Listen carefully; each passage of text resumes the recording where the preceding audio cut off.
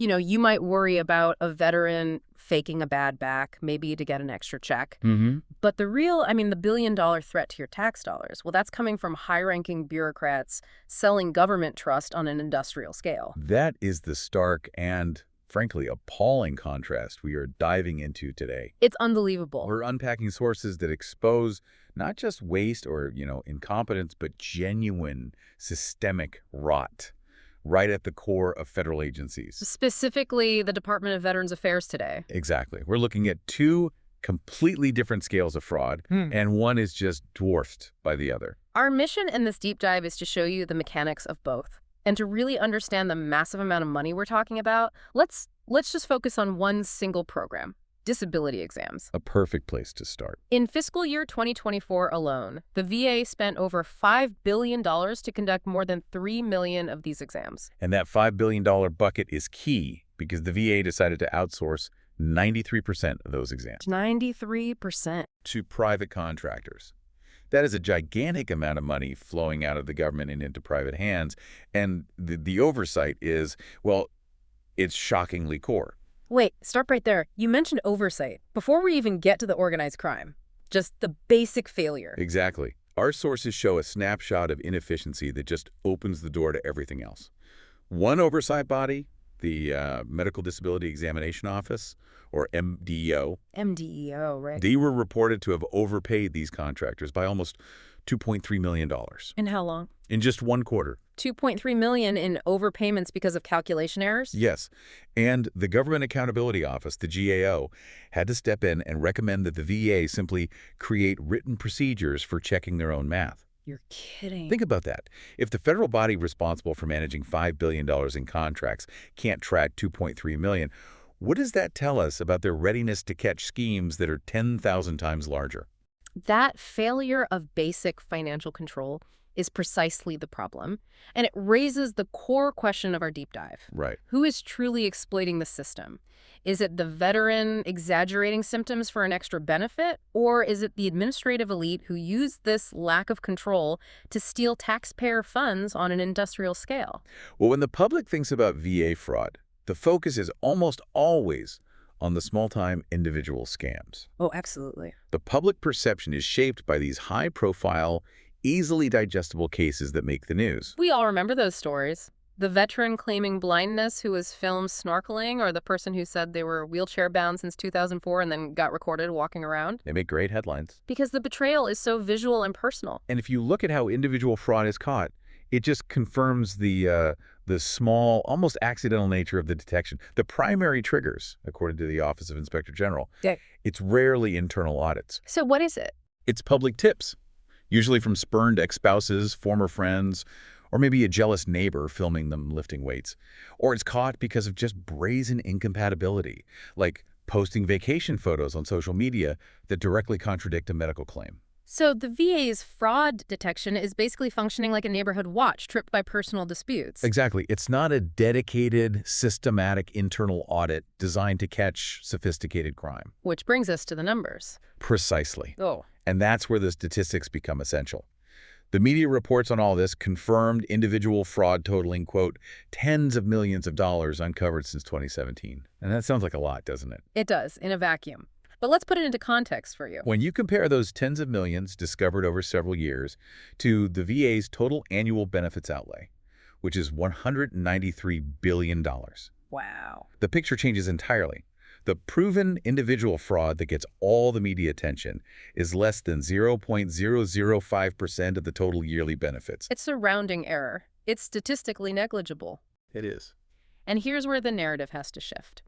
While the system is spending time and resources surveilling veterans doing yard work, the real rot, it lies with administrative elites who use the vast authority of their government positions to run what are essentially criminal empires. This is systemic corruption, protected by government privilege. It's the calculated weaponization of administrative authority. Our sources reveal two incredibly shocking case examples. Let's start with Gregory Hartman. He was identified as the director of the California Veterans Benefit Administration. So a high-level guy. A very high-level guy. And he wasn't just stealing paperwork. He was leveraging his absolute access to VA records to target the most vulnerable veterans. Who were his targets? those with no family, severe PTSD, or those who had recently attempted suicide. My God. And this is where we need to slow down and explain the bureaucratic sleight of hand. Hartman didn't just steal checks.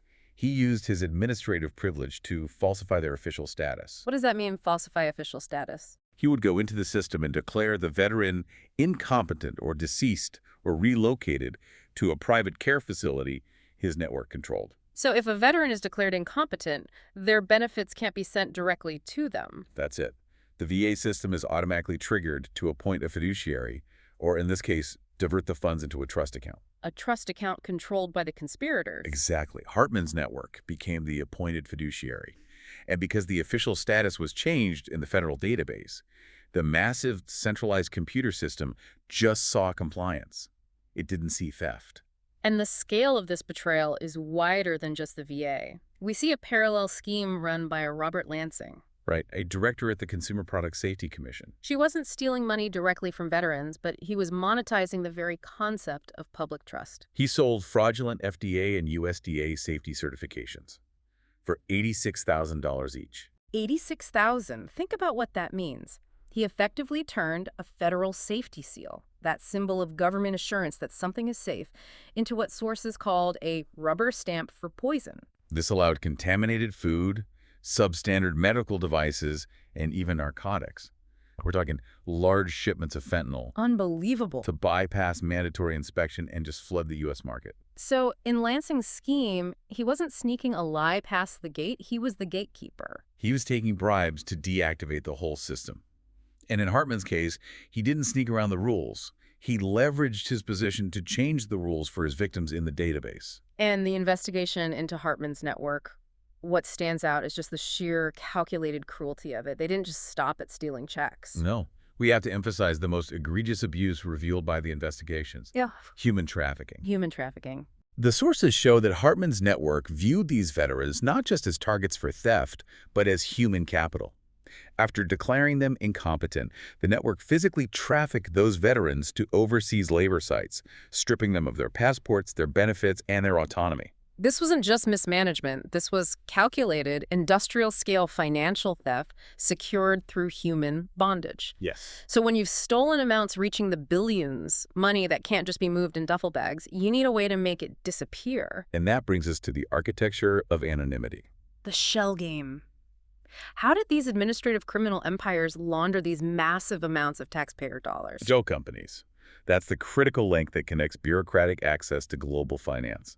Hartman used a complex web of 73 shell companies. And Lansing? He used even more, 127, to layer the money and hide its origin. And these companies were registered where? Not some remote island? Often right here in the U.S. In jurisdictions known for low transparency, specifically Nevada, Delaware, and New York.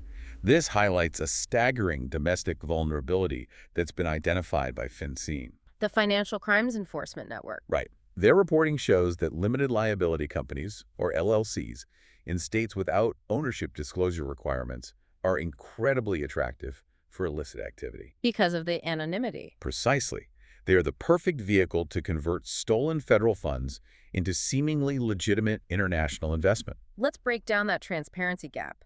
How easy is it for someone to hide behind an LLC in the U.S.? The current situation is astonishing. 47 U.S. jurisdictions allow the true beneficial ownership of an LLC to legally remain unreported depending on its structure.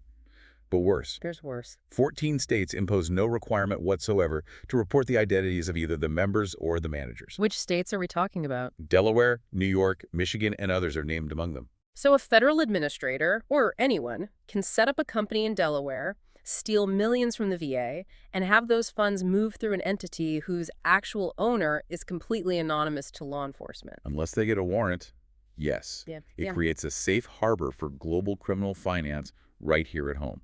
And this lack of domestic transparency has massive international consequences. It really does. Suspected shell companies formed in the U.S. have been linked to moving billions of dollars globally, frequently funneling funds into Eastern Europe. The aggregate suspected violation amount reported in financial crime data related to this single pattern. It nears $18 billion. And this wasn't one bad apple acting alone either. The scale of the money meant they had to industrialize the corruption. They recruited an entire ecosystem of what sources called professional enablers. That's vital context. To make the scheme work, they needed specialized assistants. They had licensed psychiatrists being bribed to sign false incompetency declarations up to $10,000 per signature. 10 grand for a signature. They paid bank managers to ignore or deliberately bypass compliance flags on suspicious transfers.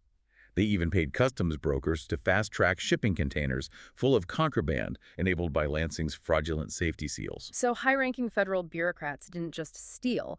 They converted the public payroll into a self-sustaining, vast criminal network. And it compromised our national safety and exploited our most vulnerable citizens. The core finding here, and the ultimate outrage against you as a taxpayer, is this. The most dangerous financial crimes aren't these complex technical hacks from the outside. They are the calculated abuse of bureaucratic privilege. And they're amplified by the protective veil of our own domestic laws concerning shell companies. When federal officials convert trust into a weapon, the fallout compromises national safety, military readiness, and taxpayer integrity all at once. All at the same time. So what does this all mean for you? When you see massive government programs with these huge numbers, like $193 billion for annual benefits, remember that the institutional inefficiency, the math errors, are often the deliberate cover for massive, sophisticated theft. Theft executed by those placed in positions of the highest trust. Fixing the system requires moving beyond prosecuting the occasional veteran scamming a small benefit and focusing on radical transparency and brutal accountability for those at the top. We need to look higher up the food chain, to the systems that enable industrial theft.